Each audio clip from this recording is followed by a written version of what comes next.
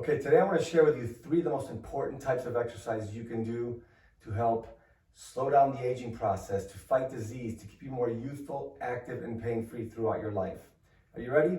The first one is the squat, because we all need to sit down and stand up throughout life.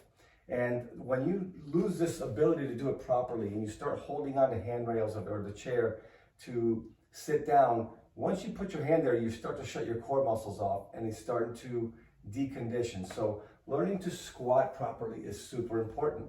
What I want you to think about is this is a hip exercise, not a knee exercise. So sit back, your feet should stay flat. You can actually wiggle your toes on the front of your feet and come back up. But now I want you to think about this more functionally in how we operate in real life. So as you squat, take your right hand and reach in front of your left foot and pretend you're picking something up. Do the opposite side. And then pick up something from the middle with both hands, right? Now I also want you to shift with one foot slightly forward. So I'm drawing a line from my toe to my arch. So the left big toe is going right to the right arch. So I'm going to focus on this left leg and make sure it stays down and flat. Okay?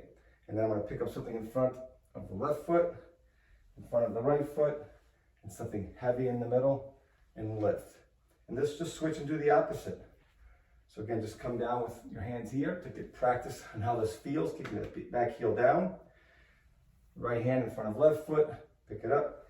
Left hand in front of right foot, both hands in the middle. Excellent. Last one, and you can change your foot positions in any way you want, because in reality we squat down with our feet in all different places, placements, and angles. So try this out. Now we're doing sumo squats, so wide, pointing the toes out. We're going to just come down once, pick up right hand in front of left foot, left hand in front of right foot, pick up something heavy in front of you, and even toss it over your head. And that's functional squats. And you can do all kinds of things with this type of hand reach, different angles, different heights, and different foot positions. All right, the second exercise I want to share with you is the plank. It's super, super important as well, because this is going to engage all the core muscles. What I want you to think about with a plank is it doesn't have to be just holding this still. This is not a bad foundation, but think about this. Our core is designed to stay engaged while all muscles in different areas of our body move or move us through neutral in any plane of motion. So think about what we can move. We can move our arms. You can do them in rotation. You can come up into an elevator plank. You can simply reach out in front of you. All different things you can do with your arms. With your pelvis, you can go up and down. Inhaling as you go down, exhale as it comes up. You can go side to side. You can do rotation. With your legs, you can just pretend you're kind of walking. You can step side to side. You can reach over to the opposite side. You can drive your knees. Any of these are functional and great ways to really engage the core in all 3 planes of motion, teach it to move through neutral or stabilize neutral depending on what's going on in the rest of the body, and also strengthen those muscles on the inside of our shoulders, which are so key, and you're getting all the core muscles. So that's number 2. All right, number 3, flexibility. So as we build flexibility, you start to elongate the muscle tissue, increase your blood flow, increase getting rid of toxins, and increase mobility. So as you increase your range of motion, you're going to want to increase strength at those end ranges. But in the beginning, let's just start getting the muscles to elongate so we can get toxins out of there and start to be able to use more muscles. So one of my favorites to start with is just basically putting your toe up and reaching with the opposite hand as you come down, and then come up and drive this hip forward. You can reach with the opposite hand to get a little rotation, or you can reach with both hands. That's easier to balance. And just you can do 5 or 10 of these. Just kind of stretch the back of that hamstring with the right. And as the feet come flat and I drive this hip forward, I'm stretching the front of my left hip. Super important to get those balanced out.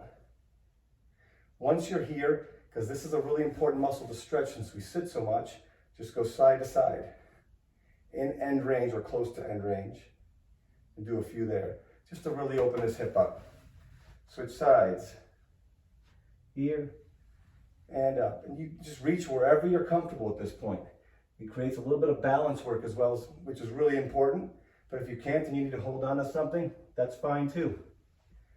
Just get your body moving. Excellent. We'll do one more.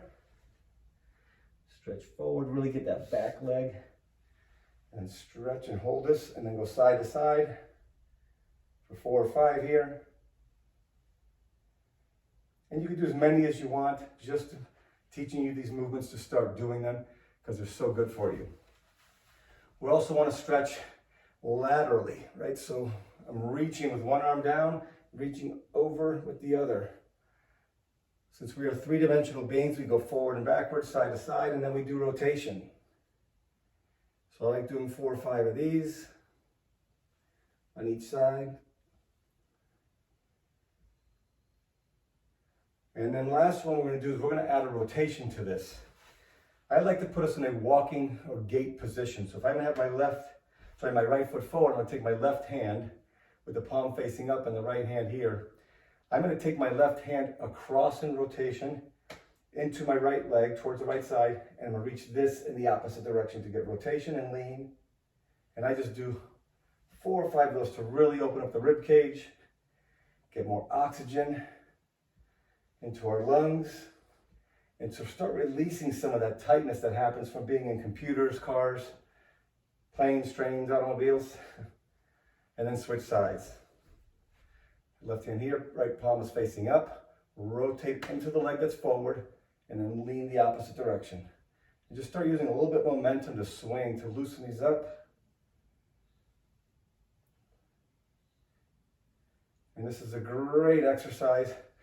And the last one I want to show you with flexibility is if you want to open these hips up a little bit more, because if we're in that seated position, let's say I'm in a chair, this muscle becomes super short.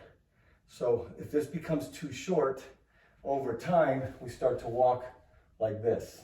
So we want to really open this one up. So I'm going to just show you from the opposite side here. And you can raise this back foot onto a pillow or onto something to give it a little bit more stretch. A 90-degree angle here or close to it. And then just basically drive this opposite arm up and back. So I'm really getting a stretch on this hip from to the top and then down to the bottom. Again, just a great way to open this hip up. Really, really important. So there you have it. Squats, 3D and functional. Plank, 3D and functional. Flexibility, 3D and functional. Hope these are helpful. Enjoy.